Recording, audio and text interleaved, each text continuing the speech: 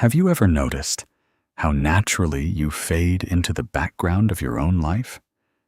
You sit at a table with friends, and when someone asks where you want to eat, your mind immediately goes blank.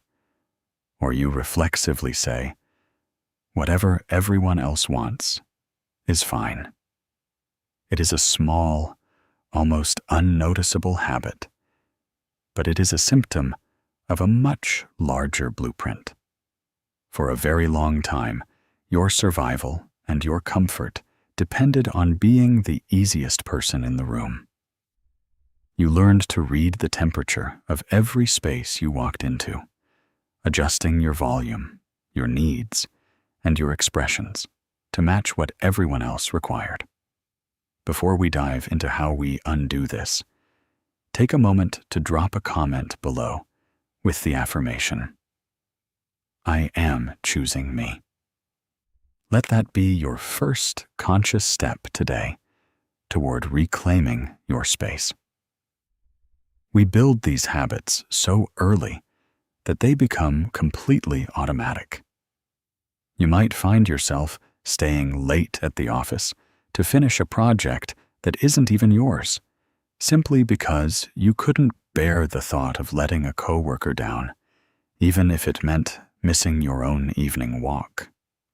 This is what it looks like when you spend a lifetime being forgotten by the most important person in your life, yourself. We assume this is just who we are, helpful, easygoing, selfless. But when we look closer, we realize it is a deeply ingrained pattern that keeps us safely hidden from view.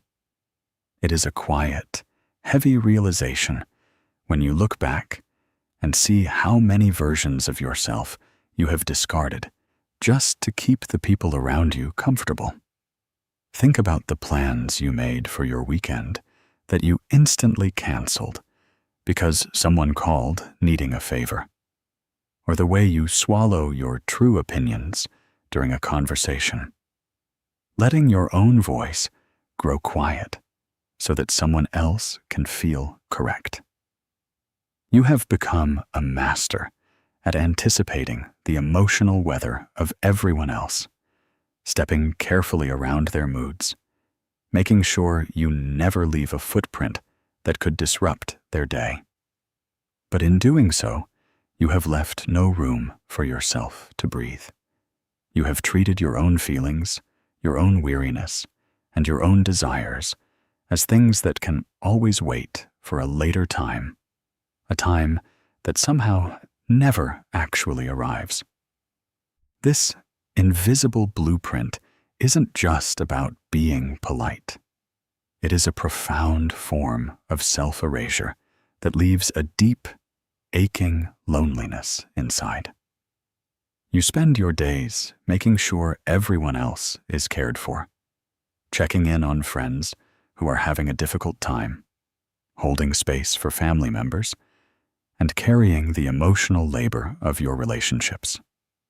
Yet, when you go to sleep at night, there is a hollow sensation in your chest because no one is checking in on you with that same depth of care. Not even you. You have taught the world that you do not require handling, that you are unbreakable, and that your capacity to endure neglect is endless. But your heart is tired of being the anchor that holds everyone else steady while you slowly drift away. Choosing yourself means recognizing that this blueprint can be redrawn. It begins when you look at your reflection and softly acknowledge the pain of all those years spent in the shadows. It means admitting that you are tired of being the one who always understands, the one who always pardons, and the one who always compromises.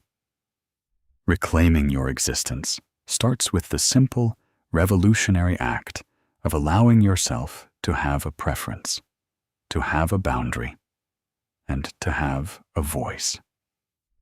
It is the moment you decide that your life is not a stage built for everyone else's comfort, but a sacred ground where you finally deserve to be seen, heard, and deeply loved for exactly who you are.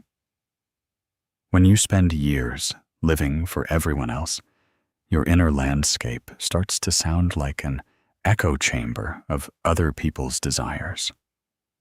You know exactly what your partner needs to feel supported.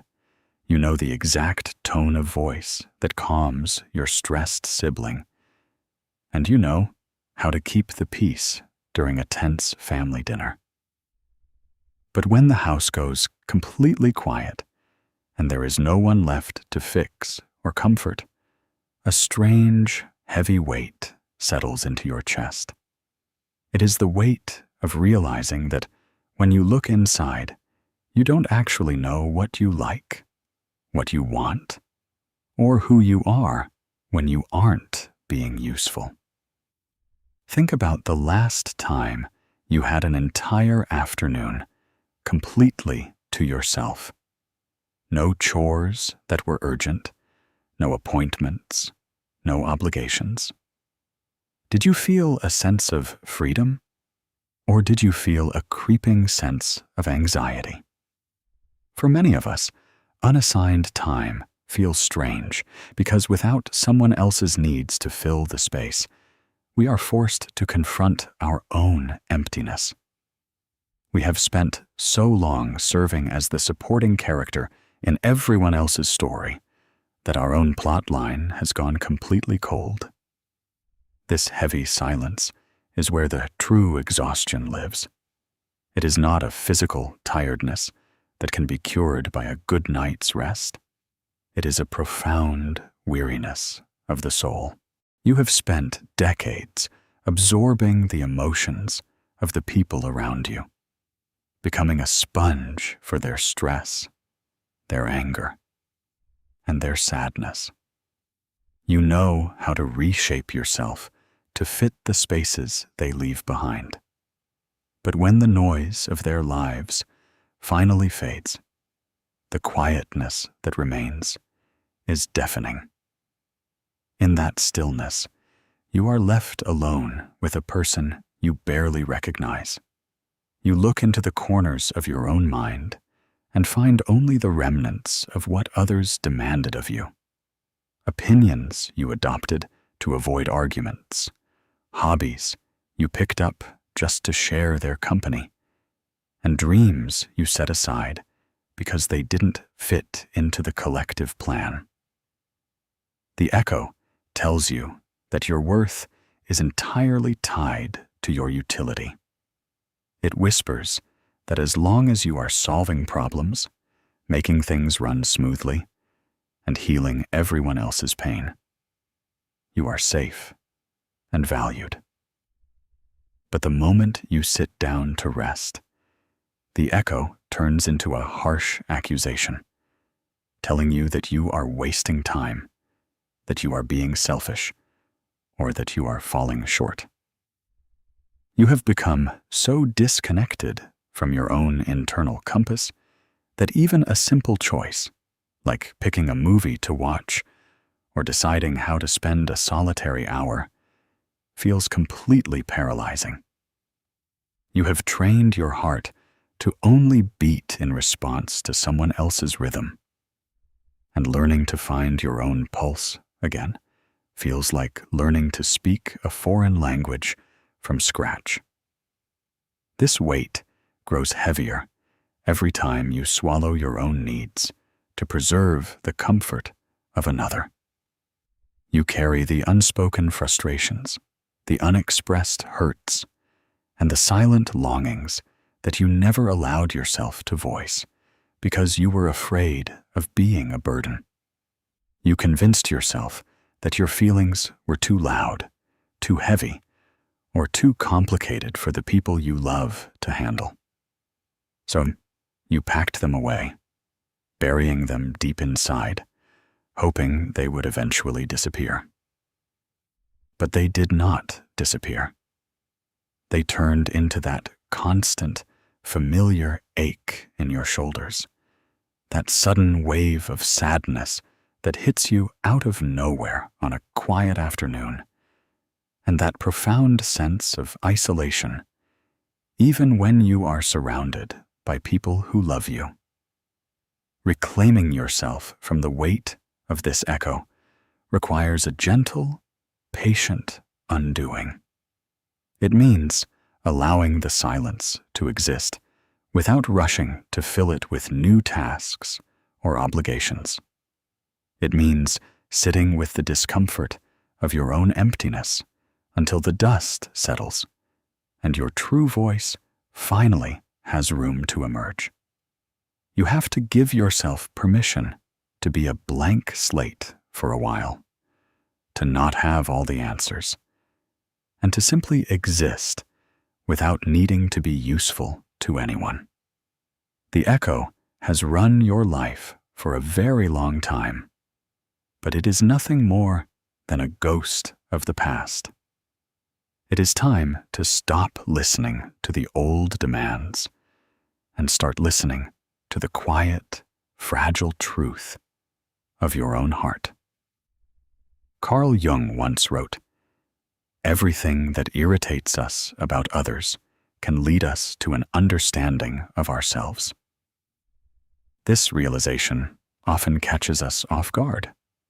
You might find yourself feeling a sharp, sudden wave of resentment when a close friend casually sets a firm boundary, saying they can't talk because they need a quiet evening to rest.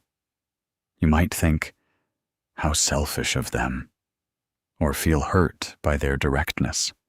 But if you sit with that irritation for just a moment, you begin to see that it is actually a mirror. You aren't truly upset with your friend. You are envious of their ability to say no without drowning in guilt. Your resentment is actually data. It is a loud, clear signal from your authentic self, pointing directly to the places where you are denying yourself the exact same freedom. When we look into this mirror, we start to understand that our frustration with the world is often just a reflection of our own self-neglect. We are angry that others aren't anticipating our needs the way we anticipate theirs, yet we refuse to state our needs clearly in the first place. It takes an immense amount of courage to look into this mirror without turning away. For years, you have likely looked at other people's lives with a quiet, hidden sadness. You watch a coworker easily turn down extra tasks so they can leave on time, or you watch a family member openly state what they want for dinner without apologizing for it. And something tightens inside your chest. It feels like anger at them. But if you look closer, it is the heartbreak of your own neglected self crying out. The mirror shows you that you have become your own jailer, locking your needs away in the name of being good, while secretly resenting everyone else who lives out in the open. This realization hurts because it forces you to take responsibility for your own erasure. It is much easier to blame the world for taking advantage of you than it is to admit that you have been handing them the scissors to cut away your boundaries. You have allowed yourself to believe the lie that your selflessness was a gift to others, when in reality, it was often just a desperate attempt to stay safe. Every time you feel that sharp sting of jealousy or irritation at someone else's freedom, the mirror is gently reminding you of your own self-imposed captivity. It is showing you that the very things you judge in others are the exact permissions you need to grant to yourself. When the mirror reflects this truth, the way you view your interactions changes completely. You stop seeing other people's boundaries as personal attacks or signs of rejection. Instead, you begin to see them as blueprints for how you can care for your own life. You realize that if someone else can protect their peace without the sky falling, then perhaps you can do the same. The anger you felt begins to soften into a profound grief for the years you spent ignoring your own limits. It is a sorrowful process, but it is also the fertile ground where real change begins to take root. Looking into the mirror of realization allows you to finally step out of the role of the victim. You begin to understand that you do not have to wait for the world to notice you are tired, or wait for someone to give you permission to rest. The key has been in your hand the entire time. By recognizing your irritation as a guide rather than a flaw, you can turn your focus away from what others are doing and look deeply at what you need to give to yourself. It is the moment you stop waiting for someone to save you from your exhaustion and decide to gently, firmly step into the light of your own care. We pay for our belonging with the currency of our own authenticity. Every time you say yes when your entire body is screaming no, you are making a transaction. You are trading a piece of your peace of mind to purchase someone else's temporary satisfaction or approval. You might choose to go to a social gathering when you are physically exhausted, spending hours making polite conversation while your eyes burn, just to avoid the discomfort of someone thinking you are distant or unsupportive. This currency is incredibly expensive, and the returns are devastatingly low. The approval you buy by erasing yourself isn't actually validating you. It is validating the mask you are wearing. Deep down, you know that if you stopped performing, if you showed up tired, quiet, or unwilling to please, the connection might shift. This realization is incredibly painful, but it is also the beginning of truth. You cannot build a genuine life on a foundation of constant self-betrayal. Think about how exhausting it is to constantly audit yourself before you speak or act. You filter your words, change your tone, and hold back your true feelings because you are terrified that showing your real self will bankrupt your relationships. You have turned your affection into a performance, believing that you are only allowed to keep your place in people's lives if you remain perfectly convenient to them. Every time you swallow a valid complaint, smile through your discomfort, or force yourself to be enthusiastic when you are hollowed out by fatigue, you are overspending your emotional funds. You are bankrupting your own well-being to keep everyone else's account full. The tragedy of living this way is that the love you receive never feels real, because you bought it with a performance. A quiet, haunting voice at the back of your mind always whispers that you are only loved for what you give, not for who you are. You live in constant fear of the day your energy runs out, the day you can no longer carry the weight of everyone else's expectations. You ask yourself, if I stop being the fixer, the listener, the always reliable one, who will stay? This fear keeps you locked in the loop of giving until it hurts, trading your boundaries for a fragile peace that vanishes the moment someone else expresses a hint of disappointment. It takes a profound shift in perspective to realize that true belonging does not require self-sacrifice. Real connection is not something you have to buy with compliance. It is something that meets you exactly as you are, even in your messy, exhausted, or unhelpful moments. Every time you choose to pay with your authenticity instead of buying cheap approval, you test the foundations of your life. It is terrifying to let the mask slip, to let people see that you are tired, that you cannot help them this time, or that you have a different opinion. But it is the only way to find out who actually loves you and who was merely in love with your lack of boundaries. Reclaiming your internal currency means deciding that your peace of mind is no longer up for sale.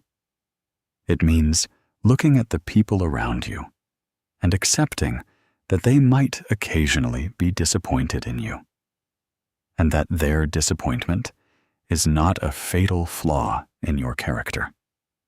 You are allowed to keep your energy for yourself. You are allowed to save your own life before you try to save anyone else's. When you stop spending your soul to purchase validation, you finally accumulate the strength needed to stand on your own 2 feet, rooted deeply in your own quiet worth. To truly understand why we do this, we have to look at the parts of ourselves we try hard to ignore. Carl Jung observed, "The most terrifying thing is to accept oneself completely." This acceptance means looking at the shadow, the parts of us that feel demanding, needy, angry, or tired of being nice. For a long time, you have likely pushed these feelings down, believing that if you showed your anger or your boundaries, you would be rejected and left completely alone. Accepting yourself completely means acknowledging that you are allowed to have limits. It means recognizing that your anger isn't a flaw. It is a boundary that has been crossed too many times. When we look at our shadow, we realize that our chronic people-pleasing isn't actually a virtue. It is a shield we use to protect ourselves from the discomfort of being disliked. Facing this truth is uncomfortable, but it is the only path to real freedom. Think about the quiet shame you feel when you secretly wish you could just say no, or the hidden resentment that builds up when you feel taken advantage of. You have spent your entire life running away from these dark corners of your heart, labeling your own anger as bad, your exhaustion as laziness, and your basic human needs as selfishness. You locked these emotions away in a dark room inside yourself, terrified that if anyone saw them, they would leave. You became a prisoner to the ideal of the perfect, tireless caretaker, believing that your only worth lay in your endless capacity to absorb pain and inconvenience. But the shadow doesn't disappear just because you refuse to look at it. It grows heavier, pressing against your chest in the quiet hours of the night, demanding to be acknowledged. Facing the shadow means having the bravery to open that locked door and sit with the parts of yourself you have rejected for so long. It means welcoming your anger, not as a destructive force, but as a fierce protector that is tired of watching you get hurt. Your anger is the part of you that still loves you enough to say, this is not fair. When you stop fighting your shadow and start listening to it, you realize it is not a monster at all. It is simply a collection of the abandoned, forgotten pieces of who you are, crying out for the same compassion and care you so easily give to everyone else. This internal reconciliation is where true healing begins. You stop trying to split yourself into the good parts that please others and the bad parts that want to protect yourself. You realize that you cannot have true peace without wholeness, and wholeness requires accepting your darkness just as much as your light. It means allowing yourself to be tired without needing an excuse, allowing yourself to be distant when you need to recharge, and allowing yourself to say, I cannot carry this for you anymore. By embracing the shadow, you strip away the fake shield of people-pleasing and discover a deep, immovable strength that does not depend on the approval of the world. It is a painful, tearful process to look at the ways you have abandoned yourself in order to be loved. But as you sit in that discomfort, the fear of being disliked begins to lose its grip on your life. You realize that the worst thing that can happen is not that others will reject you, but that you will continue to reject yourself. When you finally accept the shadow, you stop apologizing for your existence. You grant yourself the right to be human, to be imperfect, and to have limits. You look at the parts of you that are angry, tired, and hurt, and instead of pushing them away, you draw them close and promise them that they will never be forgotten again. Choosing yourself doesn't require a dramatic, loud confrontation. It doesn't mean you have to call an emergency meeting or announce to everyone you know that you are suddenly a changed person. Reclaiming your life happens in the quiet, ordinary moments. It looks like pausing for 5 full seconds when someone asks you for a favor instead of answering immediately.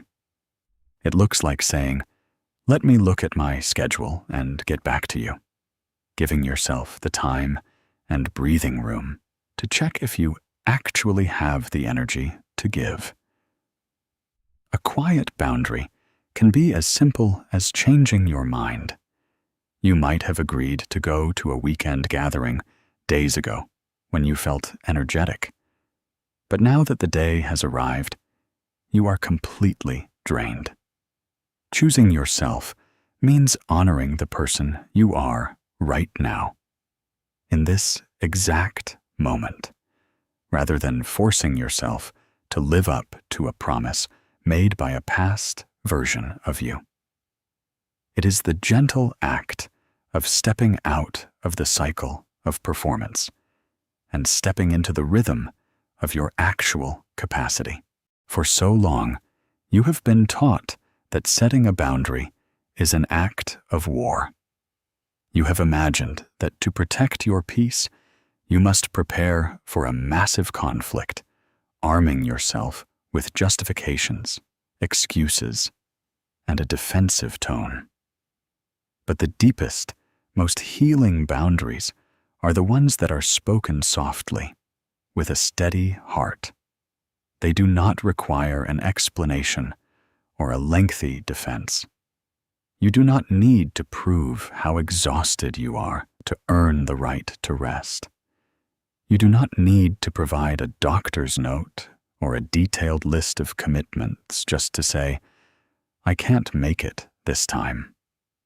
A simple, gentle "No, I cannot do that" is enough. It is a complete sentence all on its own, requiring no apology to make it valid. Think of the internal panic that arises when a text notification sounds, or when someone knocks on your door asking for your time. Your chest tightens, and your mind immediately begins spinning a complex web of reasons why you cannot help, desperately searching for a story that sounds acceptable enough to spare the other person's feelings. This is the old blueprint at work, telling you that your own limits are only valid if they are forced upon you by an emergency. A quiet boundary breaks this cycle by standing firmly on the truth of your current energy. It honors the soft, tired voice inside you that says, "I am at my limit," recognizing that your capacity is a finite resource that must be preserved, not a bottomless well for everyone else to draw from, until you are left completely dry. When you practice these small, daily acts of protection, you begin to realize that boundaries are not walls meant to keep the world out. They are the gates that keep you safely within your own life. They allow you to show up for others out of genuine love rather than bitter obligation. When you give from a place of abundance, it feels beautiful. When you give from a place of depletion, it breeds a quiet, poisonous resentment that harms both you and the relationships you are trying hard to save. By choosing to step away when you need to, you are teaching the people around you how to love the real you, not just the tireless version of you that never says no. This gentle reclamation takes time, and you will likely stumble. There will be days when you reflexively say yes, only to feel that immediate, sinking feeling in your stomach. When that happens, show yourself grace. You are undoing lifetimes of training, rewiring a system that was built entirely around self-sacrifice. If you have to call back an hour later and say, "I spoke too quickly, and I actually won't be able to help," that too is a magnificent victory. It is a quiet affirmation that you value your own internal harmony more than the passing comfort of keeping up appearances. With every tiny boundary you set, you are building a sanctuary for your spirit, a space where you can finally rest without fear and live without the constant weight of self-betrayal. Think about how you talk to yourself when you make a small mistake. If you accidentally take the wrong turn while driving, or if you drop a glass in the kitchen, what is the very first phrase that crosses your mind?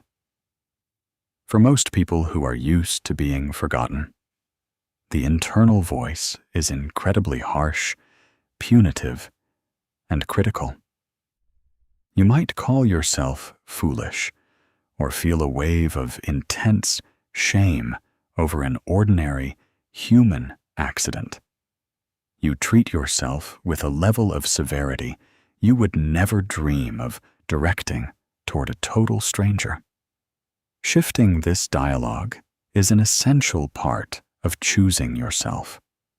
It requires you to become a compassionate witness to your own life. When that harsh voice starts to criticize you for feeling tired or for wanting to spend an evening alone, you must actively intervene. You can consciously say to yourself, "It makes complete sense that I am tired. I have carried a lot this week, and it is entirely okay for me to rest." This isn't about ignoring your flaws. It is about extending the basic kindness to yourself that you have generously given to the rest of the world for decades. For so long, that internal critic has functioned like a demanding tenant living in your mind, constantly grading your performance, tallying your failures, and reminding you of every single time you didn't measure up. You have allowed this voice to speak to you in ways you would never tolerate from a friend, a coworker, or even a passing stranger. When you burn a meal, fail to complete everything on your daily list, or simply need an extra hour of sleep, the voice immediately begins its lecture. It tells you that you are falling behind, that you are letting people down, and that your value is slipping away because you chose to pause. This voice is the enforcer of your old blueprint, keeping you small and compliant by weaponizing shame against your own natural vulnerability. To shift this dialogue, you have to first recognize that this critical voice is not actually your true voice. It is an echo of the expectations, the corrections, and the conditional love you absorbed when you were younger. It is the sound of a system that taught you to believe you were only safe when you were flawless. When you notice the harsh words starting to form in your mind, take a deep breath and gently step back from them. Imagine looking at yourself through the eyes of someone who truly loves you, someone who sees your exhaustion and wants nothing more than to wrap a warm blanket around your shoulders. You wouldn't yell at a friend who is crying from exhaustion. So why do you turn the weapon of your own mind against yourself when you are at your weakest? Changing the way you speak to yourself requires immense daily practice. It means replacing the automatic scolding with gentle, supportive words. When you make a mistake, instead of saying, "I ruin everything," you practice saying, "I am human, and I am learning." When you feel the familiar wave of panic because you need to take a break, you remind yourself, "Rest is a right, not a reward I have to earn." This new dialogue acts like a soothing balm on a wound that has been open for lifetimes. It builds a safe sanctuary within your own mind, ensuring that no matter how chaotic, demanding, or cold the outside world becomes, you will always find a soft, supportive place to return to when you look inward. As you consistently rewrite these internal conversations, you will notice a profound change in your overall energy. The heavy, constricting anxiety that used to follow every tiny error begins to lift, replaced by a quiet, steady sense of self-respect. You stop checking your behavior against an impossible standard of perfection and start treating your heart with the tender care it has always deserved. By choosing to speak to yourself with gentleness, you are building a solid foundation for your own healing. You are finally showing up as your own ally, validating your own experiences, and teaching your inner world that it is completely safe to be human, to be tired, and to be beautifully imperfect. The first time you start saying no, it will not feel empowering or beautiful. It will feel incredibly uncomfortable, and you might feel a heavy wave of guilt washing over you. When you tell a friend that you cannot help them move their furniture because you have scheduled time to rest, the silence on the other end of the line might feel agonizing. Your mind will try to convince you that you are being incredibly cold, selfish, and a terrible person. This discomfort is completely normal. It is simply the breaking of an old habit.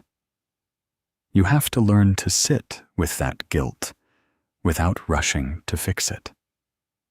When you feel the urge to text back and make an excuse, or to change your mind and say, "Actually, I can make it work," pause. Take a deep breath and let the guilt exist without acting on it.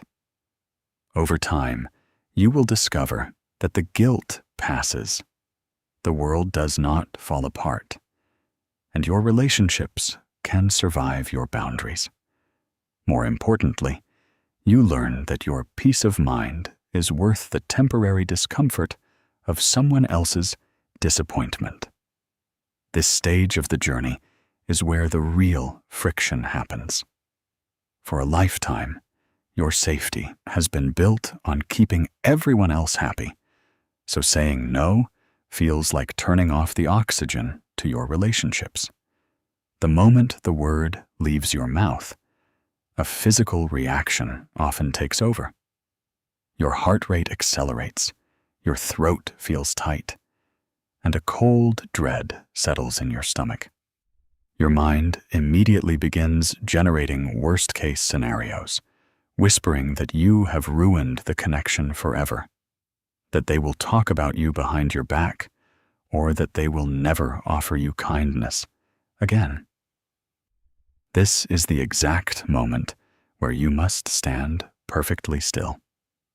You have to allow the waves of panic to crash over you without running back to the old, comfortable shelter of self-sacrifice. We often think that setting boundaries will bring an immediate sense of relief. But the truth is that it initially brings grief and anxiety. You are mourning the easy identity of the person who always said yes, and you are terrified of the space that your refusal creates. But you must realize that the guilt you feel is not evidence that you did something wrong. It is simply evidence that you are doing something new. It is the growing pains of a soul that is finally claiming its right to exist. When you choose to weather this emotional storm without apologizing or over-explaining, you are teaching your nervous system a beautiful new truth. You can survive someone else being unhappy with you.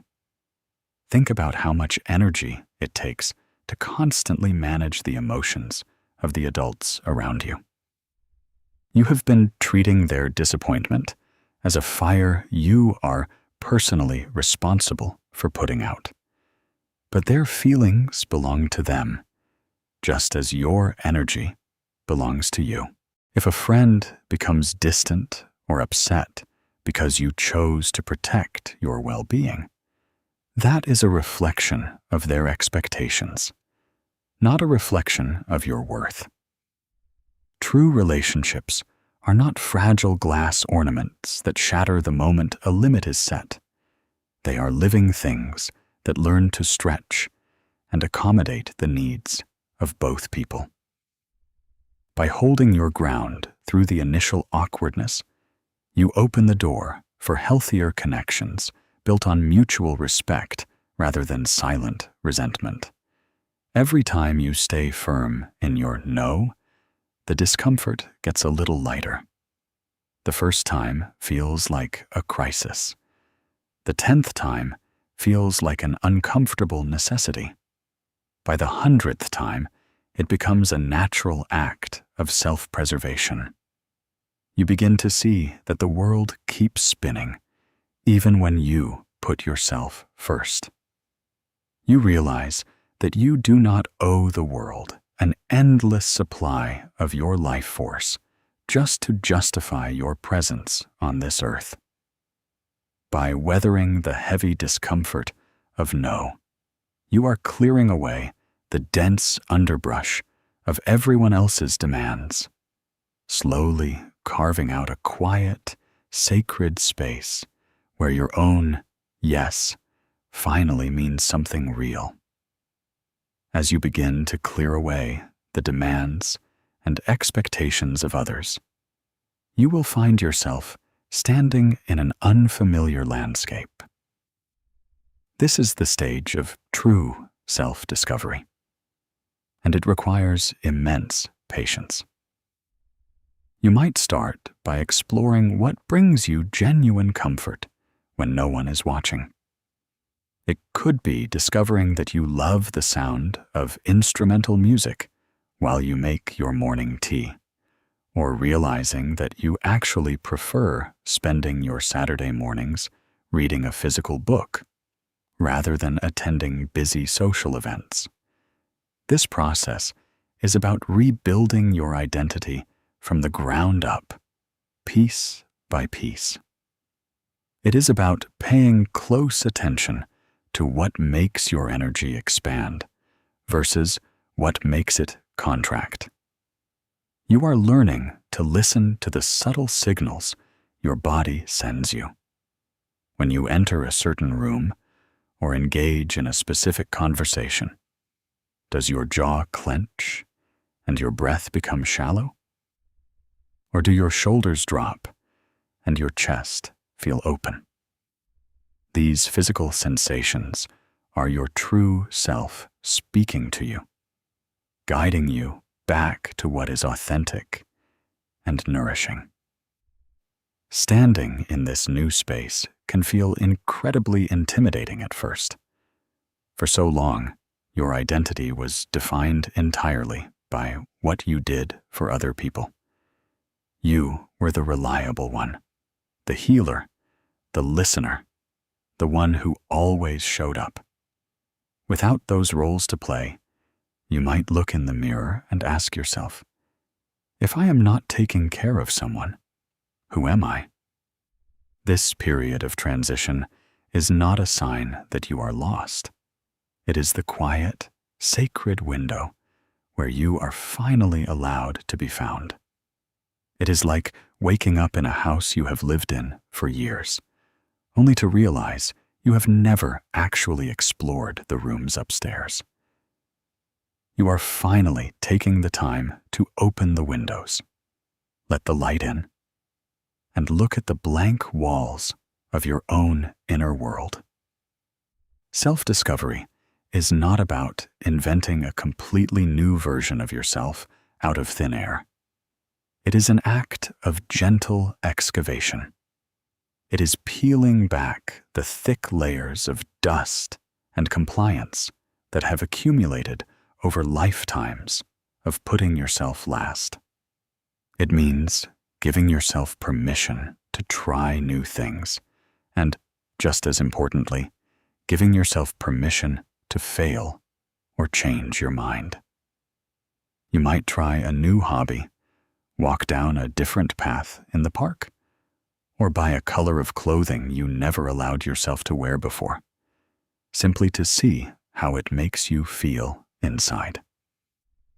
You are learning to treat yourself with the same curiosity and fascination that you would extend to a dear friend you are just getting to know.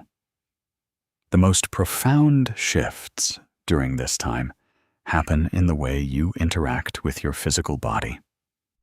Your body has been keeping score of your self-neglect for a very long time, holding on to the tension of every single yes that should have been a no. As you practice self-discovery, you start to treat your body as an ally rather than a machine. You notice the tight knot in your stomach when an old obligation calls, and instead of pushing through it like you used to, you pause and honor it. You notice the deep, clear sigh of relief that comes when you cancel a draining plan, and you celebrate that feeling as a victory. Your body holds a deep wisdom, and by tuning into its subtle whispers, you are learning to navigate the world with an internal compass that finally points toward your own well-being. This anatomy of discovery requires you to sit quietly with your own thoughts without trying to fix or change them. It is the practice of becoming intimately familiar with your own likes, your own dislikes, and your own rhythm of living. You begin to realize that your value does not decrease just because you are quiet, or because you choose to spend an evening alone doing absolutely nothing productive. You are learning to build a beautiful, unbreakable friendship with yourself, ensuring that you will never again be stranded in your own life. By slowly uncovering what truly feeds your spirit, you are laying down the foundation for a life that is genuinely yours. A life where you are no longer a guest, but the deeply loved occupant of your own heart. Choosing yourself is not a single decision you make once and never think about again. It is a daily, ongoing practice made up of hundreds of tiny, deliberate choices. Every single morning when you wake up, you are handed a blank page and given the opportunity to decide who your life belongs to. It belongs to you. It does not belong to your past habits.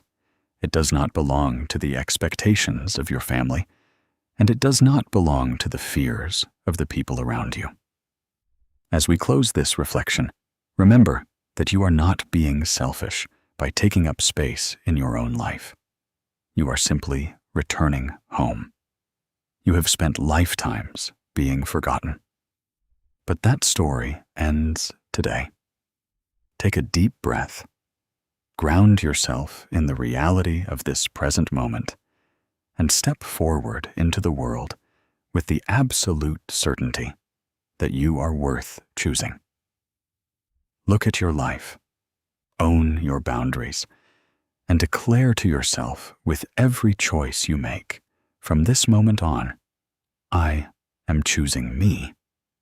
Reclaiming your story means looking back at all the chapters where you were written out and choosing to hold the pen from this moment forward.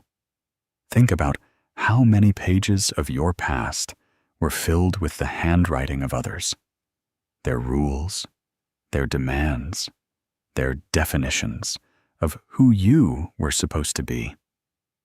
For years, you let them write your dialogue, change your path, and decide your value. But the author of your life has changed. Every time you wake up and decide to honor your own energy before rushing to fix the world, you are writing a line that belongs entirely to you.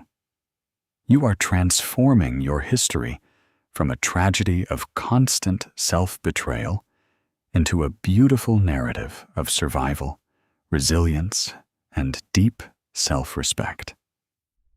This reclamation requires you to make peace with the version of you that stayed small for so long. It is easy to look back with frustration and ask why you didn't stand up for yourself sooner, why you allowed people to take so much, or why you stayed in places where you were invisible. But you must realize that the younger version of you did exactly what they needed to do to survive. Their compliance was a shield, and their silence was a strategy to keep you safe in a world that didn't know how to hold your boundaries. Instead of judging that past self, wrap them in a warm embrace. Thank them for carrying you through the darkness so that you could arrive at this moment, alive and ready to change the narrative. The beauty of a story is that the ending is never dictated by the beginning. You can choose to turn the page right now, in this very room, in this exact heartbeat, you can decide that the character who used to swallow their feelings and smile through exhaustion is no longer the main character of your future.